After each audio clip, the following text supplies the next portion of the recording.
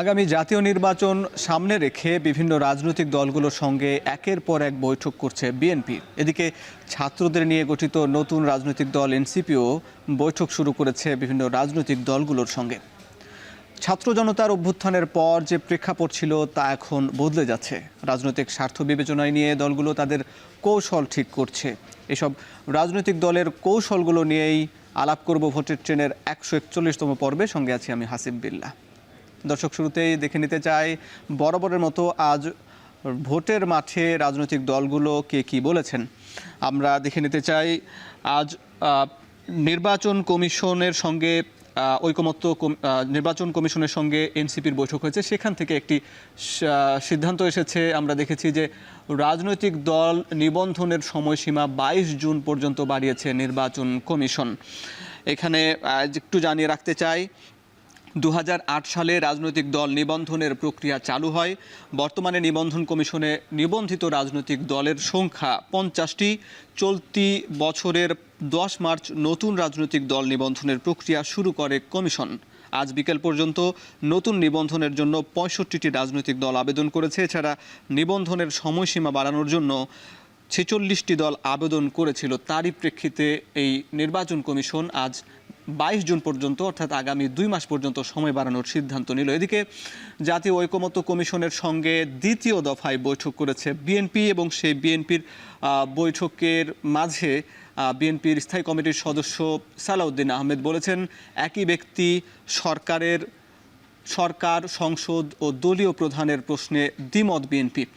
এবং বিএনপির এই ক্ষেত্রে সালাউদ্দিন আহমেদ বলেছেন, অর্থাৎ নির্বাচন ঐকমত্য কমিশন থেকে যে 166টি প্রস্তাবনা দেওয়া হয়েছে তার মধ্যে একটি ছিল যে একই ব্যক্তি সরকার, সংসদ এবং দলীয় প্রধানের দায়িত্বে থাকতে পারবে না। এক্ষেত্রে বিএনপির দ্বিমত। এবং একই সঙ্গে একই ব্যক্তি 2 মেয়াদের বেশি প্রধানমন্ত্রী হতে পারবে না বলে নির্বাচন ব্যবস্থা সংস্কার কমিশনের পক্ষ থেকে যে প্রস্তাব রাখা হয়েছিল সেটির সঙ্গেও বিএনপির দ্বিমত।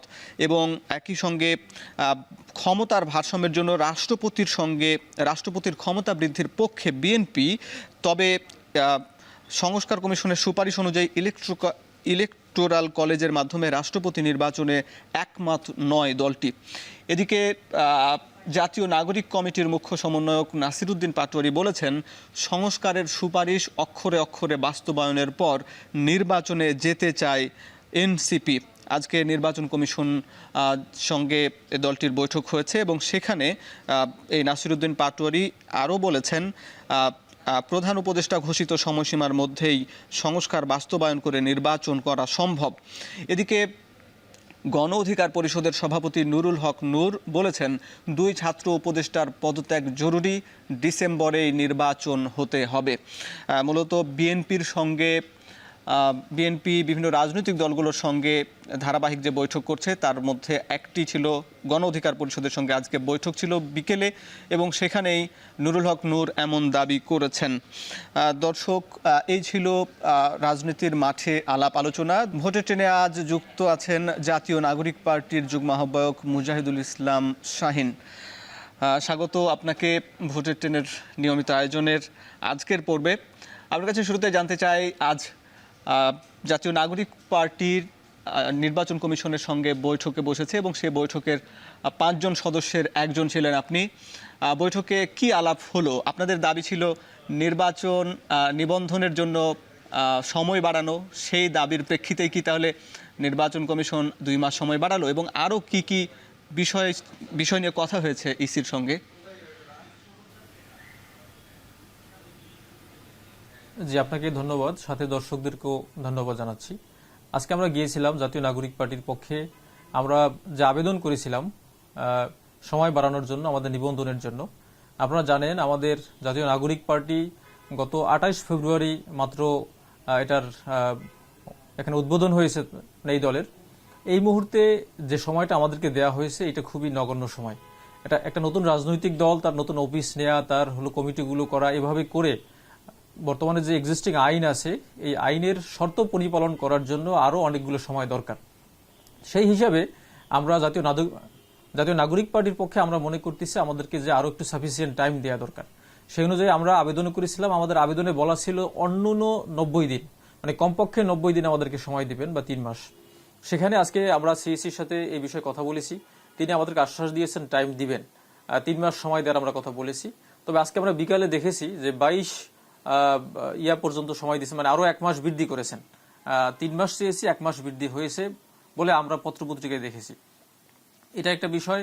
অন্যদিকে আমরা যে আজকে সাক্ষাৎ করেছি, আমাদের মূল কনসার্ন ছিল যে গত 3টি ইলেকশন শেখ হাসিনা যেভাবে ম্যানিপুলেট করে, যেভাবে রাতের ভোট আয়োজন করে এই নির্বাচন ব্যবস্থাই ধ্বংস করে দিয়েছে, সেখান থেকে উঠে এসে যদি সংস্কার না হয়, সংস্কার না করে যদি আমরা এখন আবার দ্রুত ভোটের দিকে চলে যাই, তাহলে এই সংস্কার কখনোই হবে না।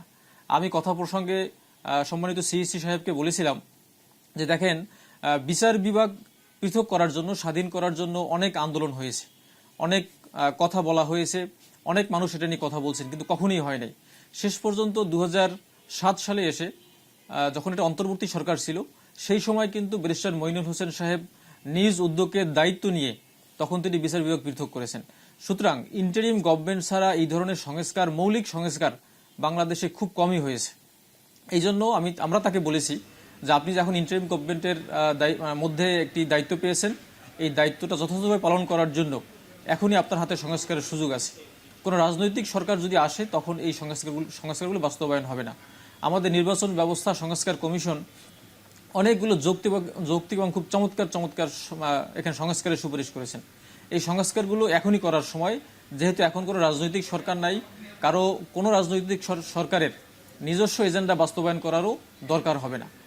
আমরা এখানে সংস্কারের জন্য শুরুতে আমরা যে কথাটা বলেছি যে গত 3টি নির্বাচনে যারা এই নির্বাচন ম্যানিপুলেট করার সাথে সম্পৃক্ত ছিল, তাদের বিরুদ্ধে আইনানুগ ব্যবস্থা নেওয়ার জন্য বলেছি। মাননীয় সিইসি সাহেব বলেছেন যে এটার বিষয়ে দুদক তদন্ত করছেন, আমাদের দুর্নীতি দমন কমিশন তদন্ত শেষে রিপোর্ট দিবে, তার ভিত্তিতেই পরবর্তী আইনগত ব্যবস্থা গ্রহণ করা হবে। পরবর্তী ব্যবস্থা নেবে সিইসি বলেছেন, আপনি যেমনটি বললেন। এছাড়া আরো বিষয় নিয়ে আপনার সঙ্গে আলাপ করব, আপনি যুক্ত থাকুন। একটা বিরতির পরে ফিরব। দর্শক, নিচ্ছি একটা বিরতি, ফিরছি একটু পরে।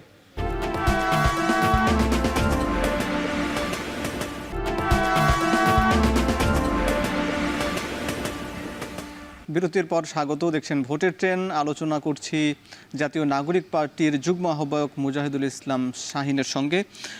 শাহিন ভাই, আপনার সঙ্গে আলাপ করছিলাম যে আপনি যেমনটি বলছিলেন যে নির্বাচিত সরকার বা রাজনৈতিক সরকার ক্ষমতায় আসলে এই সংস্কার, হয়তো কাঙ্ক্ষিত সংস্কার সম্ভব না, এই সরকারের আমলে সম্ভব। কিন্তু এই সরকারের আমলে আমরা যেটা দেখছি যে এই বিভিন্ন সংস্কার ইস্যুতে বিএনপির এই 70 অনুচ্ছেদ বলি, অথবা পরপর বা প্রধানমন্ত্রীর 2 মেয়াদের ক্ষমতার কথা বলি, এছাড়া আরও বিভিন্ন ইস্যুতে বিভিন্ন বিএনপি সহ বিভিন্ন রাজনৈতিক দলের দ্বিমত রয়েছে। তা আসলে কিভাবে সম্ভব আপনারা মনে করেন যে ঐকমত্যে পৌঁছিয়ে আবার সেই সংস্কারগুলো বাস্তবায়ন করা?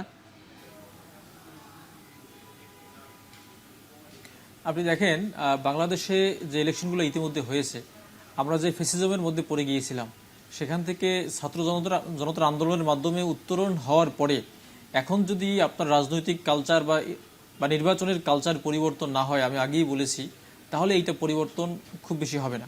কারণ আপনি সম্ভাব্য নির্বাচনে কারা জিততে পারে আমরা মোটামুটি অনেকেই এখনও এটা দেখতেছি আর কি। তো সেই হিসাবে যদি বিএনপি মনে করে যে এখন সংস্কার সম্ভব না, তো যদি বিএনপি এখনই সংস্কার না চায়, তাহলে এই সংস্কার তো বিএনপি আসলেও তিনি করবেন না। এই জন্য আমি মনে করি যে বিএনপির উচিত এই সংস্কারগুলো এখনই করে নেওয়া। তা না হলে পরবর্তীতে তারা অন্য ধরনের চাপে থাকবেন, বিভিন্ন চাপে পড়ে তারা আর কোনো সংস্কার করতে পারবেন না। তা আমি এনসিপির পক্ষ থেকে আহ্বান জানাই বিভিন্ন রাজনৈতিক দলকে যে বাংলাদেশে এখন যে এই সংস্কৃতি বিরাজ করতেছে, আমরা আমাদের অতীত দেখেছি, যে অতীতের আলোকে ভবিষ্যতের জন্য যদি আমরা একটা সুন্দর নির্বাচনের ব্যবস্থা এখন করতে না পারি, তাহলে ভবিষ্যতেও অন্য কেউ আগ্রহ নিয়ে এই কাজ করবে বলে আমার মনে হয় না। আমি মনে করি বিএনপি, আশা করি তারা রাজি হবে, তারা বুঝতে পারবে যে এই সংস্কার এখনই করা সম্ভব। আপনি আরেকটা বিষয় দেখেন যে 3টা নির্বাচন যেভাবে হলো, আগামী নির্বাচন হওয়ার পরে পরবর্তী যদি একই রকম অবস্থা হয়, তাহলে এই ছাত্র জনতার আন্দোলনের মাধ্যমে এত রক্তের পরে তাহলে কি লাভ হলো বাংলাদেশের তো পরিবর্তনের এখনই সময়। এই সময়টা আমার মনে হয় সবাইকে কনসেনসাসে আসা উচিত, ঐক্যমত্যের ভিত্তিতে একটি পরিবর্তন বা সংস্কার করে পরবর্তীতে পদক্ষেপ নেওয়া উচিত। ভোটের ট্রেনে আলাপ করছি জাতীয় নাগরিক পার্টির নেতা মুজাহিদুল ইসলাম শাহিনের সঙ্গে। যে শাহিন ভাই, আপনি বলছেন যে এই যে রাজনৈতিক দলগুলোর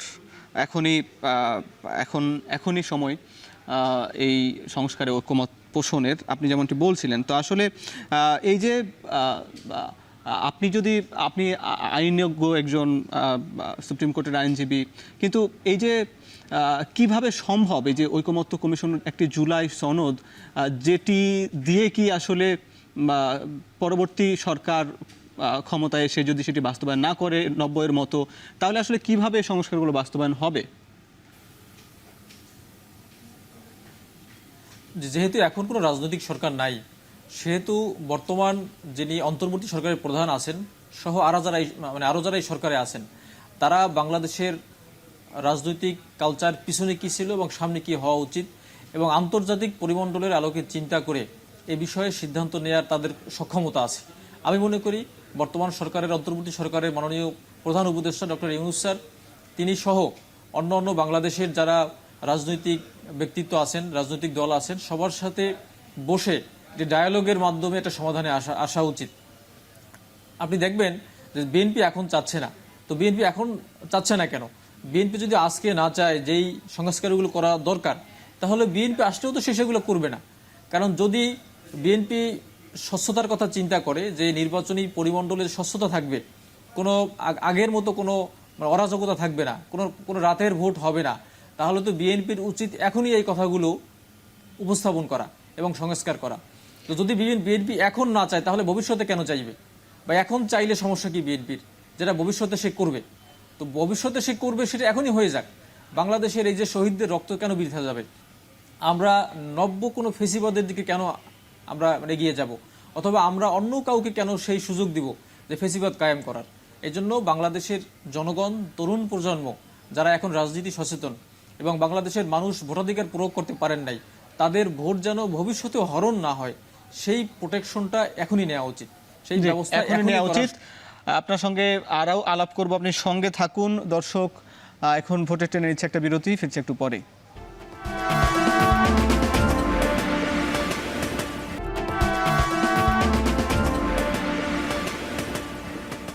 বিরতির পর স্বাগত। ভোটের টেনে আলোচনা করছি জাতীয় নাগরিক পার্টির এক নেতার সঙ্গে। শাহিন ভাই, আপনার সঙ্গে আলাপ করছিলাম।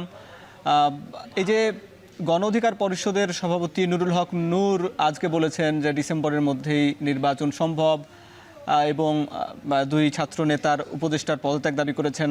আপনারাও কি মনে করেন যে ডিসেম্বরে নির্বাচন সম্ভব, নাকি নির্বাচনের জন্য আর কত সময়সীমা প্রয়োজন বলবেন? আমরা আজকে সিসি সাহেবের সাথে কথা বলেছি। আমরা বলেছি যে যেহেতু সংস্কারের সুযোগ এসেছে, এই সংস্কার করে আপনি এখানে নির্বাচন হতে পারে। আমরা কখনোই নির্বাচনের বিরুদ্ধে না। এনসিপি সবসময় বলে আসছে যে সংস্কারের যেহেতু সুযোগ আসছে, সংস্কারটা করে নিন। সেই সংস্কার যদি আপনার 3 মাসে হয়ে যায়, তাহলে আপনি 3 মাস পরে নির্বাচন দেন, ডিসেম্বরে আপনার যেতে হবে না। আর যদি সেই সংস্কার করতে আপনার ডিসেম্বর সময় লাগে, তাহলে আপনি তখন করেন। যদি তার চেয়েও বেশি লাগে, তাহলে আপনি তখন করেন। আমাদের প্রাইম কনসার্ন হলো সংস্কারটা করা। যেহেতু সংস্কারের সুযোগ আসছে, এখন করতে হবে। আপনি দেখেন, একজন প্রার্থী নির্বাচনী হলফনামায় অসত্য তথ্য দিলে নির্বাচন কমিশন তখন হলো তার প্রার্থী বাতিল করতে পারে। কিন্তু যখন দেখা যায় যে ইলেকশন হয়ে যাওয়ার পরে যদি তার সেই তথ্যগুলো অসত্য বের হয়, তখন কিন্তু তা একজন সংসদ সদস্যের কোনো পদ বাতিল হয় না। আমরা প্রস্তাব করেছি যে ইলেকশনের পরেও, গেজেট হয়ে যাওয়ার পরেও যদি দেখা যায় যে তার হলফনামায় অসত্য তথ্য থাকে, তাহলে ইলেকশন কমিশনকে স্ট্রিক্টলি তার সংসদ সদস্য পদ বাতিল করার এখানে ব্যবস্থা রাখতে হবে। এছাড়াও আপনি দেখেন, এখানে গত নির্বাচনগুলোতে যেভাবে টাকা পয়সার অপব্যবহার করা হয়েছে, আপনি দেখছেন, আপনারা সবাই দেখেছেন যে কোনো মতে একটি নমিনেশন ফর্ম যদি কেনা হতো, তাহলেই তিনি এমপি। নমিনেশন ফর্ম কেনাটা ছিল মেইন সমস্যা। ওখানে যেভাবে যদি টাকা দিয়ে ম্যানেজ করে বা যে কোনোভাবে হোক ফর্ম কিনতে পারলে তিনি এমপি হয়ে যেতেন। তো এই টাকার খেলা বন্ধ করতে হবে। নির্বাচনী যে দলের ইন্টারনাল যে সংস্কৃতি আছে, সেখানে গণতন্ত্র আনতে হবে। একটি নির্বাচনে এই টাকা ব্যয় করার যে যথেষ্ট ব্যবহার, এই ব্যবহার বন্ধ করতে পারলে ভালো ক্যান্ডিডেট, ভালো মানুষরা নির্বাচনে এগিয়ে আসবে। জি, অনেক ধন্যবাদ। আপনি যেমনটি বলছিলেন, নির্বাচনী সংস্কৃতি, বাংলাদেশে যে নির্বাচনী সংস্কৃতি আছে, টাকার ব্যবহার এবং ক্ষমতার ব্যবহার, সেগুলো দূর করতে পারলেই সুন্দর একটি নির্বাচন সম্ভব। আমাদের সঙ্গে যুক্ত থাকার জন্য অনেক ধন্যবাদ। দর্শক দেখছিলেন ভোটের ট্রেন, যারা সঙ্গে ছিলেন সবাইকে ধন্যবাদ জানিয়ে শেষ করছি।